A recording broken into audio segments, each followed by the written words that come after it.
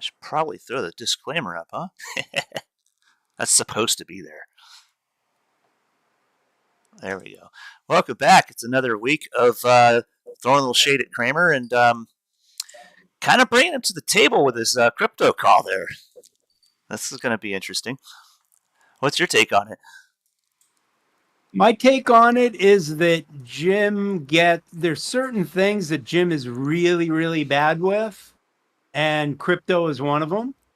So if Jim is negative on crypto, I'm going to be positive on it.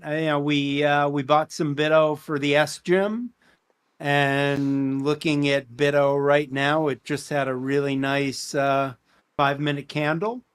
So they probably know we're talking about it. It seems to be that way. Every time someone talks about it, it's boom, instant candle. You get lots of little news pops in this thing. And I've loved it because the price action on it is just, where'd that come from? Price action on it is just simple. I mean, your basic structures over and over and over again. And I know that we were talking a little bit about this before we got on here. A lot of people see this as a triple top, and I was saying, maybe Jim saw it too, but maybe he's not that technical. No, Jim is not that technical. If he wants technical, he'll bring on, Larry Williams or, somebody else. Right, he'll bring somebody to do it for him. Right.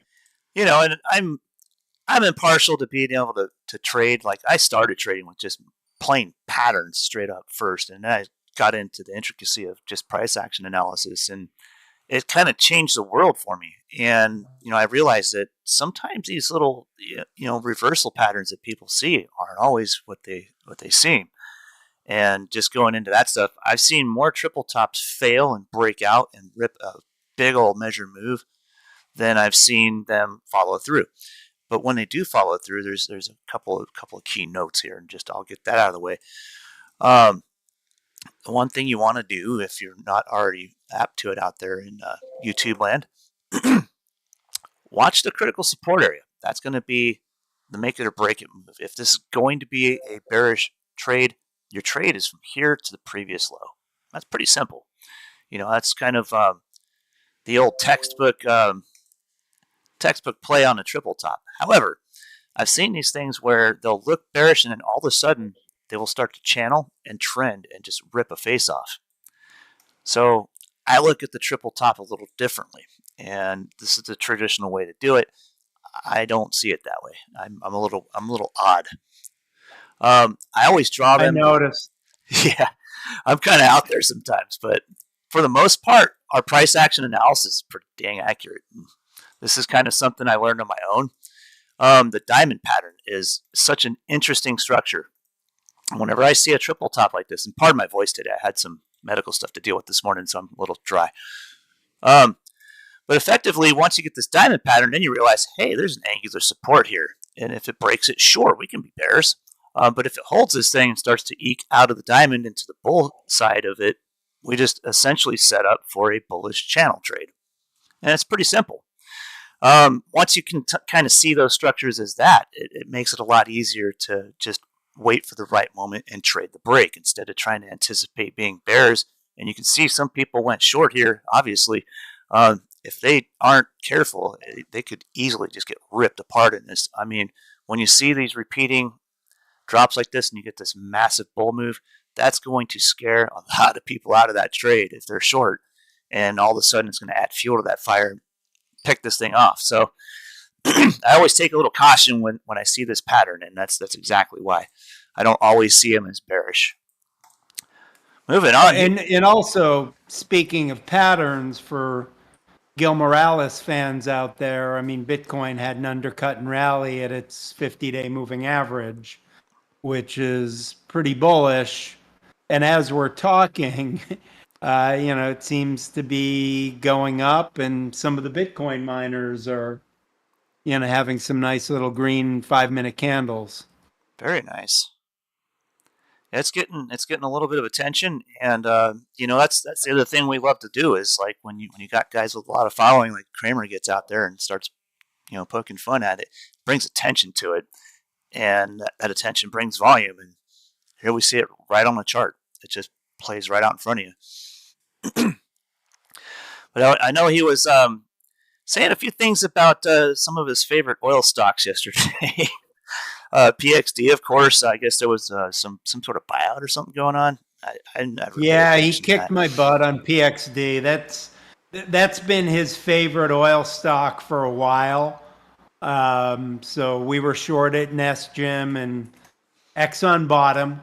Obviously it wasn't Cramer's skill at knowing, there was going to be a buyout, but kind of you throw enough darts at the board, one of them's going to hit. Right, for sure. And we saw that sell off. I mean, that was pretty nice, right to our target. And I knew critical support was here. If it was going to break that, it'll go lower. I think we were talking about that last time. Yeah, And I mean it was a great trade for us until right, Exxon. and then that Exxon news, man, instant slammo goes right through the roof. Nice big old gap, but it hit exactly up to the upper line here, and then it's just accumulating here. So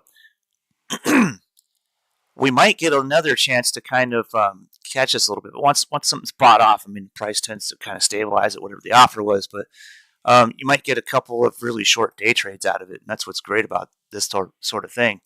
You get this news, you get this massive hype wave, and you get this sell off. So for day traders, this kind of stuff is great. But if you're in a big position where you've got to break it apart in houses like that, yeah, it can really get you. But as long as you were right, you made some good profit. It's hard to anticipate a buyout, and this kind of thing does happen. But day traders love it. Yeah. And then there was he talked about well, one of the things I wanted to kind of look at. I haven't even looked at charts today. I've been busy all morning. Take a look at XOM. I'll try to mute when I cough because I've got a dry throat going on. It's just how it is. XOM's kind of making some moves, obviously, and of course, whenever you buy someone out, the money comes from somewhere. We drew this diamond top on XOM. I think we drew this last time. I can't remember when we looked at this. I got to keep track of that stuff.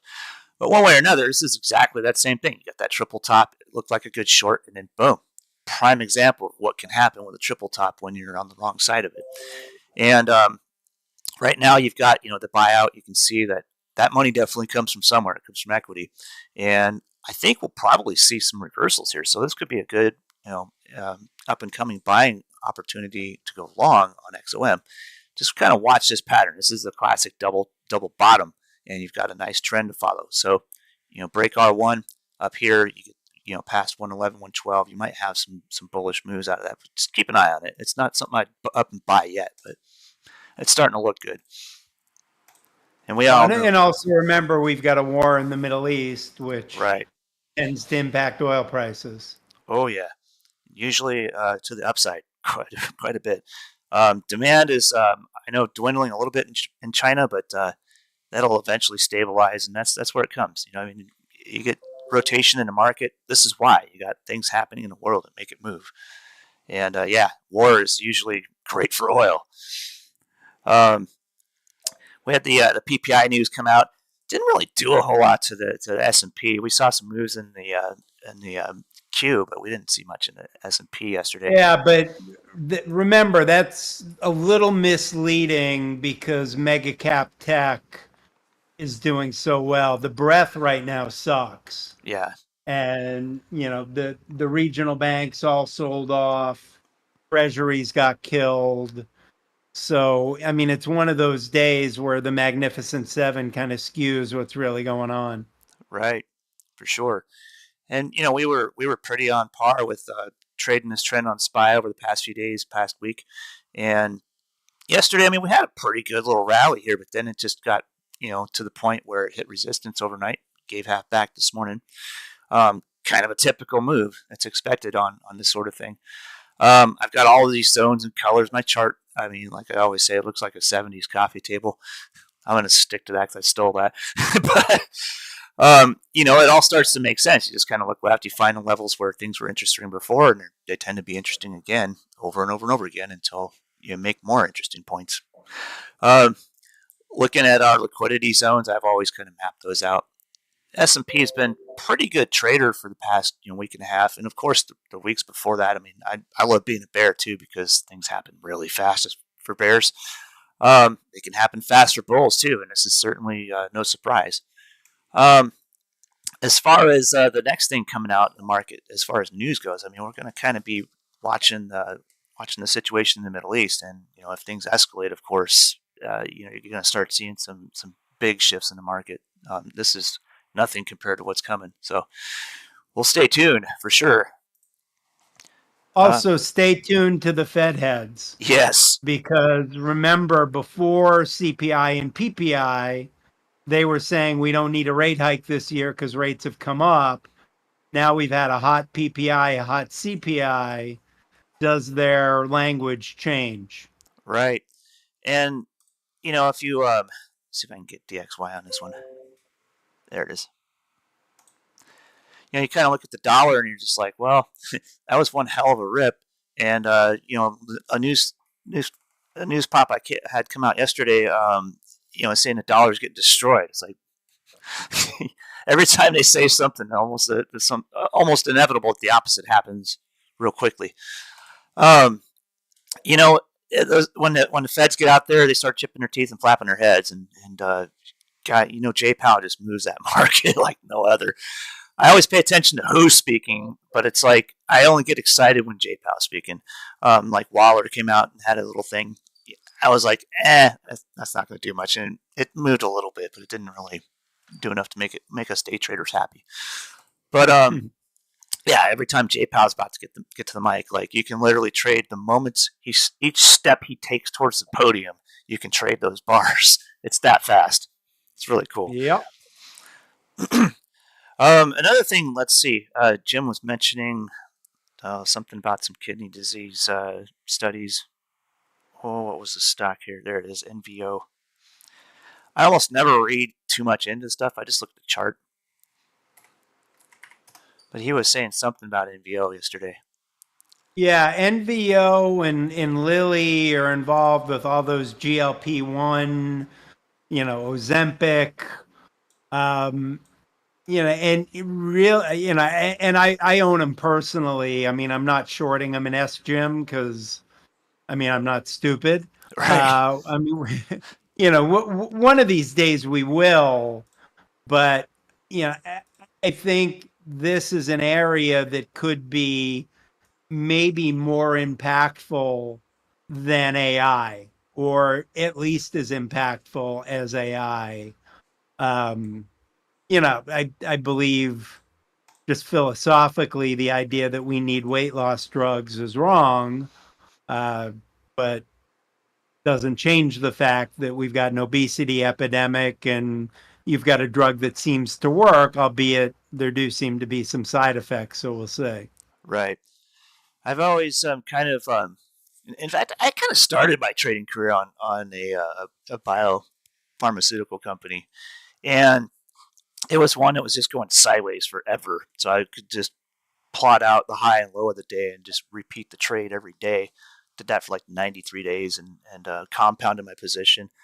From a starting position, it was in the thousands of percent compounding into running a longer position. And in the back of my mind, I'm like, I know a lot of these will tend to like burn cash for a long time before they come out with a breakthrough. And that's kind of what I noticed is when the chart's very sideways on a biopharmaceutical, like we had here, suddenly a nice big gap up. That's the kind of thing I love to see on these things. That makes them very tradable. And then you can compound a position day to day on all this price action to boot. So you take a small position, you grow it, you take your risk out of it, of course, and then you have zero risk and you just go along for the ride. That's the great thing about profiting from biofarms because they will have those huge high percentage spikes out of nowhere. Yeah, one thing I would suggest, and I don't know whether you're a stock or an options guy, but with the biotechs, especially the more speculative ones, I'd use options so your risk is Right. limited. A lot of these are, they got one drug, and if that drug works, they go up 1,000%. If that drug doesn't work, they're going down 90%. Right. And unless you're, Stevie Cohen with some inside information, it's a binary bet. Absolutely. And that's the other way to do it is when you've got options involved, you can take a synthetic long position with options. Plus, you can generate income on those if you've got some complex options trading experience. And that's also kind of one of my fortes. I love doing that. Um, and then to boot, you can go with the standard, the wheel trade strategy where you're selling calls and puts simultaneously while holding a long position. There's many ways to skin that cat, and yeah, it's like you say, they got the one drug, and if it pops, it just skyrockets, and then at the same time, it can completely crumble right out from under you in the last second, and just for I just had AKRO. My options just went to zero the other day when oof, their drug was less than thrilling. I mean, it's fine. I mean, yeah, we saw some unusual option activity. So said, what the heck? I'll buy an option. If it goes to zero, it goes to zero. If the drug hits, I 10x, 20x my money. I'll right, take that bet. absolutely, and that just comes down to your portfolio balance is going to be some risk capital. Take those positions. Take those positions that have a very high risk to reward ratio, just like that. But don't bet the house on it. Take a portion of what you would call risk capital stuff you wouldn't mind completely losing from your portfolio. That's the whole Right. the whole Only deal. bet what you're okay with losing entirely. Absolutely, especially when it comes to those pharmaceutical plays, because that's kind of how they roll. Um, I know that a few of them kind of had some explosive moves, and I can't remember which one I was looking at last week, where it was already up there, but I'll have to look into last week's list and figure it out. But moving into a different subject, I know Jim was talking a little bit about Pepsi. What the heck would he say about Pepsi? I mean, he's kind of mixed on all of those kind of sugary, salty snack companies. The problem is these weight loss drugs, one of the things they do is they reduce or eliminate your craving for this stuff. Right. So, there's a big school of thought, which is why you see that chart looking like a falling knife, Oh that you're boy. going to get a whole bunch of people taking these drugs, which is going to significantly impact companies like Pepsi. Right. I wish they would just put regular sugar back in those soft drinks. I'd love them more. um, I've kind of always been inclined to go long on Pepsi, but yeah, that's quite the falling knife indeed there. And chart wise, this may be an opportunity. I'll keep an eye on this thing. I want to look at the smaller time frames, of course, but this is one of those things where I'm always taking a long position on a descending channel and then going for a 50% retracement. Well, this is a rising channel that's hit its 50% retracement of depending on where you started from, and the expansion kind of started in this section here. So, can it fall more? Yeah, Of my course. my my guess is this is overdone, and you'll have an opportunity to buy Pepsi and Coke and all of those guys. I think so because this is quite the drop. I haven't even looked at Coke yet, but I'm pretty sure we're going to see the same thing.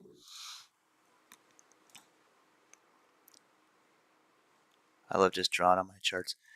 Quick measured move stuff, man. That's what Yeah, I'm all their about. charts look like they're the same stock. Yeah, I bet. Um, yeah, we might keep an eye out for a reversal right around that 157 area. That's about half of that length, and I kind of want to touch on that. We call it a swag, a scientific wild ass guess.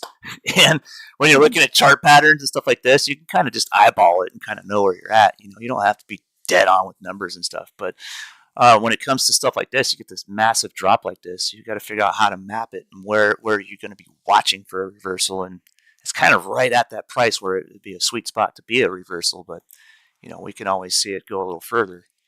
But in the meantime, I'm going to be watching this particular area right around 157. I kind of like it. That could be a good swing trade setup.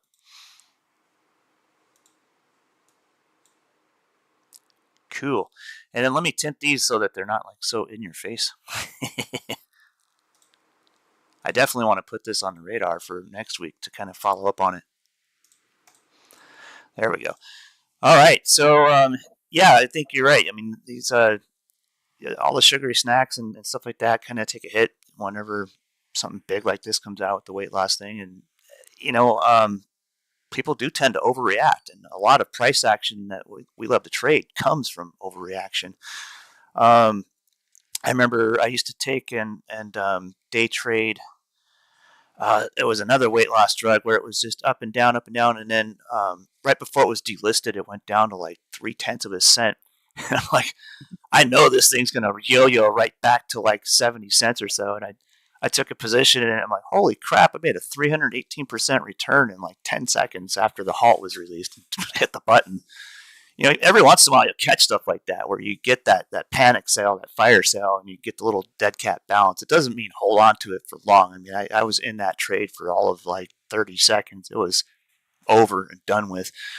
I'm kind of liking in that situation where if you're smart, you can take a quick jab at it. But this is the old adage of never catch a falling knife. You know, until you start to see it kind of finish bouncing around on the floor, so to speak, or taking those little dead cat bounces or yo-yos, whatever you want to call them. Wait till you start to see a trend build out of it and take the break. You know, that's where we like to take action in our swing trades. But for day traders, man, you can really do some damage taking those little quick bounces after something selling off like this. So I might keep an eye on this for the next few days to kind of watch for some more action. Moving into the next one, he was talking a little bit about Citigroup and Wells Fargo. Oh, and of course PNC, his other favorite stock. Have you seen PNC really do much? No, not a whole heck of a lot. I mean, it's just I looked at the chart on this thing a while back, and I didn't bother drawing it. I was like, this is boring as all get at. You know, I mean, we got a nice little bearish measured move out of it here. It looks very similar to like GM and Target here, kind of, which, you know, if you want to do some comparison. You know, I had this. Yeah, he's ambiguous on the banks. So last night, for example, he reluctantly told someone to buy KeyBank, but then this morning he said, I can't imagine, you know, something about, you know, bad about the regional banks and KeyBank.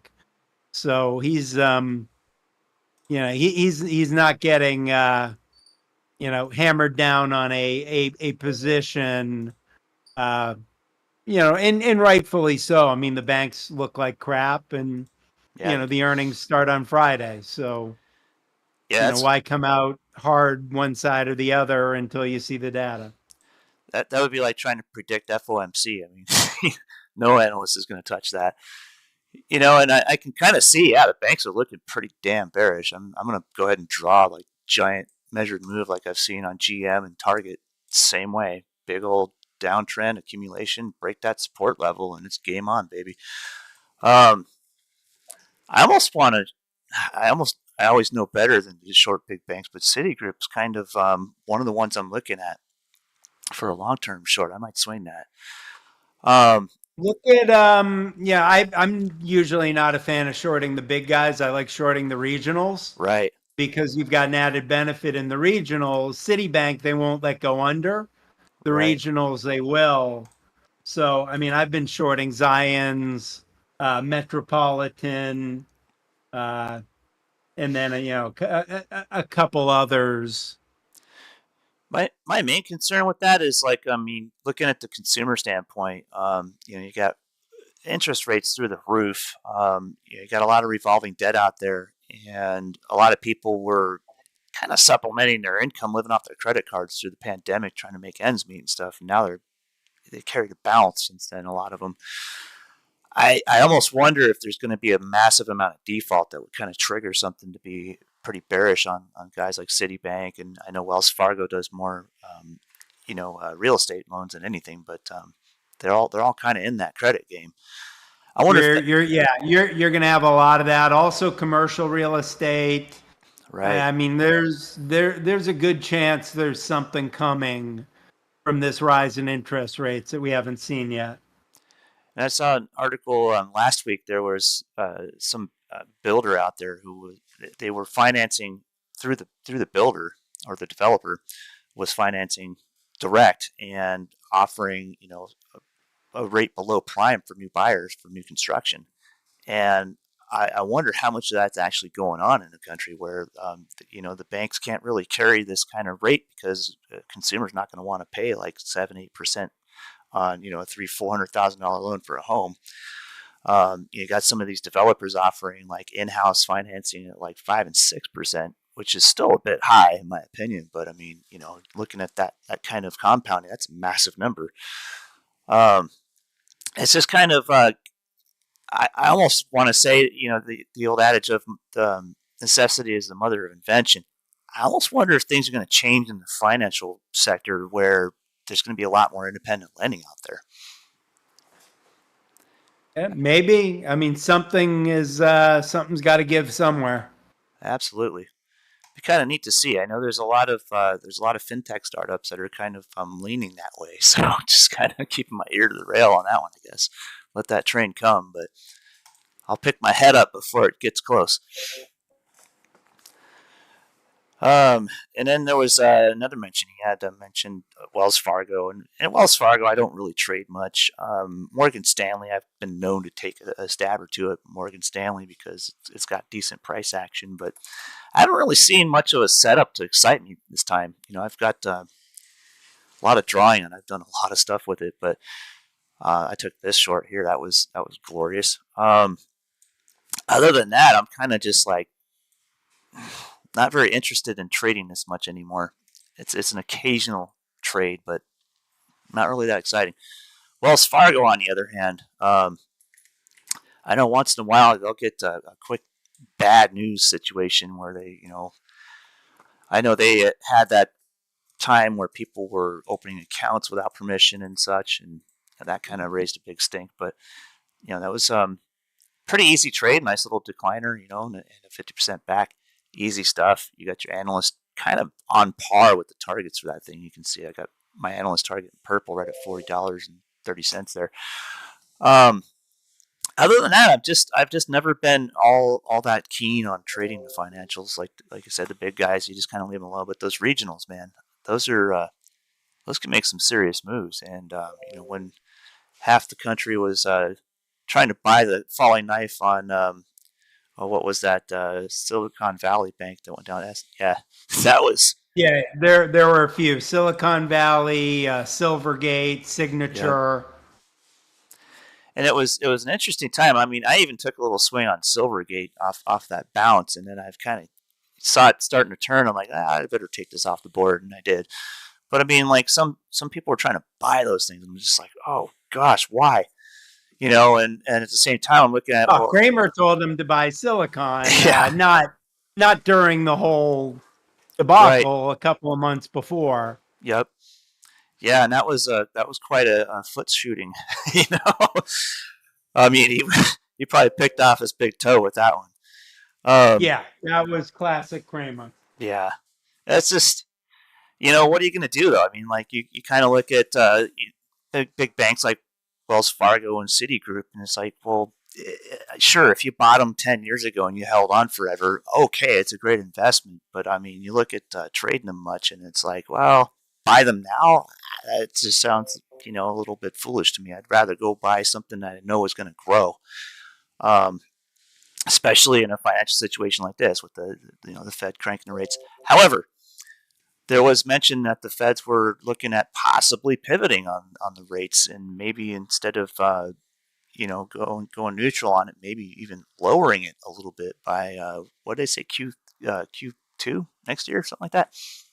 Yeah. I mean, traders are forecasting fairly aggressive rate cuts next year, more than the Fed is forecasting. So Good. something's going to give there.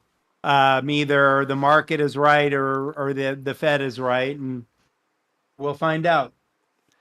one way or another, it's going to be some interesting turns in that sector, and definitely, there's a lot of people on the sidelines who've got some good ideas about how to change things, and well, we'll see what happens. we just trade the chart, but yeah, it's going to be some exciting times coming up here. Um, Let me see. I think it was pretty much it for what you mentioned. I mean, you mentioned GM and Ford a little bit. We talked about let's see here, demise of these companies. What? Yeah, I mean, it's hard to kind of pin him down. I know he's got Ford in his charitable trust, but Right, he's not going to come out, given everything that's going on and say bye, bye, bye. right. I mean, you got the UAW strike and all this other stuff going on. It did kind of break support last week. It went down below the $12 deadline I had marked out here. It found new liquidity down here around 1180 or so. There were some buyers waiting there, but I'm not too excited about going long on it yet. Way back when I was saying I might go long here, this was when I saw this little measured move up here. That was very short term. I wasn't going to hold this forever, but One to keep an eye on, he's mentioned now twice that he's negative on is Plug Power. yes, it was talking up a storm about that one. Was it PLUG, right? PLUG. That's been, I mean, I remember trading this back when I first started trading, back in, Oh, yeah. I mean, this was a retail favorite when it came out. heck yeah. I mean, that thing was just monstrous move. But yeah, back when it was in this mode here, from about 17 to 19 is when I was trading, and it was a great little penny stock to scalp around in and stuff, and I learned a lot of stuff about it. And then it just had this massive rally, and I'm like, well, hell, I'm going to wheel trade this thing because that's what I was starting to learn. And I ended up getting assigned at like I think it was like $10, but I mean I already had it like a $3 entry, so I was happy. Um, but long story short, it's been pretty much the map of basic market structure. I mean, you got this massive hype wave pushes it all up. You got capitalization and the whole shebang right here. Now we're kind of back to areas where we're close to where we started. So if he's saying short it here, no, that's a danger zone. I don't want to short it here. Well, and also, I mean, he said it a couple of days ago, and it's up big Yeah, since he told people not to buy it.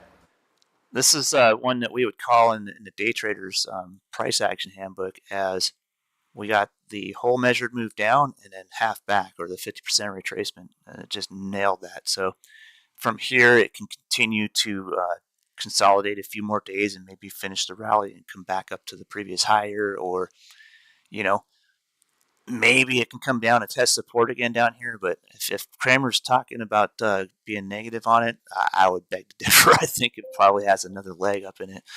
Um, Certainly mark some key levels here. You can get up here to about 8.25. You can certainly watch for a resistance break where it's at about 750, 760, somewhere in that area. That might be a good bull trade pretty quick here. He was saying something about that early in the week, obviously. Yeah, he mentioned it a couple of times. So I think last week someone called in, and then last night he mentioned it again. I'll have to start watching the show. I had a late night last night. Don't. just don't. Yeah, just don't. It's really bad. Just ask me what he said. I have to watch it. I caught about half of Mad Money last week going into our broadcast here, and I was like kind of able to pick off a few things that he wasn't mentioning on that. But other than that, you're right. It's like, oh, why waste my time? But I certainly like looking at what he's talking about because, like I said before, it's like anything he mentions brings a lot of attention to the market space, and that's when you get volume, you get options, implied volatility spikes, and stuff like that. I mean, it's great for traders. But if you're out there and you're trying to make investment choices based on what Cramer says, man, I'm sorry. There's always going to be someone on the other side of that trade, and typically it's us chart analysts that are going to be in there. If it's retail, and if it's going to be somebody with a big institution behind them, they're looking at the same charts. So we always stress to look at the chart, and anytime you hear any analyst, and Jim Cramer is certainly not excluded from that list, mentioning something about a stock, whether it's setting a new price target or this or that, whether they're saying bullish, bearish, or they get a downgrade or an upgrade or whatever. Always look at the chart. The chart's going to tell you exactly what you need to know, and plus you can get into some fundamentals. I mean, Matthew's really good at picking into the fundamentals and looking at what's going on behind the scenes too, to kind of get a better idea of what to trade, and that's why we're successful at it. So the chart will never lie. Analysts do it all the time. Wow, man, we got wrapped up pretty quick on this thing. I know it's kind of pieced together. It's a bit rushed for me. I had to deal with some diagnostic stuff I had to do with the doctors. Us guys, when we get up in age, they got to start poking around and looking for stuff just to make sure we're okay. And fortunately, I got a clean bill of health today. I'm happy about it, but it was just nuts. I had to fast all day yesterday and deal with this morning and try and get back together and get my day back in order here. So, doing well with it. Enjoying it anyway. What else is there to talk about? I mean, we got some stuff that's kind of creeping up on us next week. All the earnings coming out. Yeah, I mean, earnings season. Banks kick it off tomorrow. Market just went green to red, so that's not a good thing. Uh-oh. Have a look at Spire. Yeah, nice pullback. Love it when that happens. Oh, this is price action in motion here. I love these. So this is something I love talking about, and you'll see me drawing these on my chart. Everywhere I look, I find these things. Measured move, find the mean, plot it. Look at this price target. It goes right to that pivot. That's probably where I'll look for a bounce if I'm wanting to go long on SPY. Simple stuff, though. When it comes to price action, I know there's 150 different things to kind of memorize and get focused in on and learn how to do. I just keep it simple. I find that I can know and learn all that stuff, and then I'll just pick pieces of it that work for me. And it's just simple for me. And I often talk about that when I'm live streaming with our members over at Bullish Bears. I'm always talking about, you can pick 100 different things that people are trying to teach you here. Out of those things, pick a few that work best for you and put it together for yourself, whatever makes sense to you and whatever makes it easier. And that is the best thing that you can get when it comes to being in charge of your own portfolio. I like to mention thinking about it this way. The moment you hit that buy button or sell short button, you're a fund manager. Hands down, you are managing your fund. So when you can have the ability to make accurate and educated decisions on that based on technical analysis or fundamental analysis if you're an investor, that's where you're going to really have the better time in your investing history, because you're literally building your history with this. And if you go and you just blindly follow guys like Cramer, you're going to get cooked. I'm sorry, there's just no other nice way to say it. But if you start taking the time to learn some stuff and find something that you can put together that makes sense to you for reading a chart, that's going to be your best ally. And whether you're investing for 5 seconds or 50 years, it isn't going to matter at that point. It's all going to be the same. So highly recommend that. And you're going to be better than 99% of real fund managers out there. Absolutely. I've known some fund managers personally, and I've known some that are really great, and I've known a few that were just, I was surprised they still had a job. Let's just say that. And I've kind of met both ends of that spectrum, and it comes down to how you look at it, and that's, for me, the chart is king. It never lies. But that doesn't make me a fund manager. It just makes me able to trade the chart and kind of do what I'm being shown by the chart. When you're being told what to do, you're saying, people out there saying buy this, sell that. That's where a lot of bad happens. I was talking to I need to talk to him again soon, but I was talking to the founder of the original Wall Street Bets about this a little bit, Jamie Rogozinski. And one of the fundamentals that kind of stood out was you know, you can get in trouble when you follow the herd, but when you start to analyze everything and put it all together, it starts to make sense to you. And that's the whole thing, is you can kind of make your own sense of it. And the example was, you could put two traders next to each other at the same desk and have them trade the same chart. And one of them only trade bullish, one of them only trade bearish, and they both make money. So you switch their chairs, you put them in each other's chairs, and they will both lose money almost systematically. So it's all going to matter of what you develop and what works for you, hands down. And you know, it's not ever going to be about what you trade. It's going to be about how you trade it, and that's the whole shebang right there in one statement.